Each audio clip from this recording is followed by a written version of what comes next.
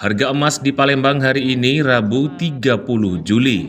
Harga emas di pasaran pada Rabu 30 Juli mengalami pergerakan bervariasi, di mana emas murni mencatat kenaikan tipis sementara harga emas perhiasan cenderung stabil di berbagai toko maupun galeri 24 Pegadaian. Di antaranya, harga perhiasan di toko emas Makmur Jaya dan toko emas Laris masih berada di kisaran 10,4 hingga 10,45 juta per suku, dan di galeri 24 tergantung kadar, mulai dari 750.000 hingga 1.950.000 per gram. Emas murni Antam dan galeri 24 masing-masing naik 12.000 untuk harga jual dan sekitar 11 hingga 12.000 untuk buyback. Menurut Awi, pemilik toko emas Makmur Jaya, stabilnya harga emas perhiasan disebabkan sikap investor yang masih menunggu hasil negosiasi dagang Amerika-China dan keputusan suku bunga dari The Fed.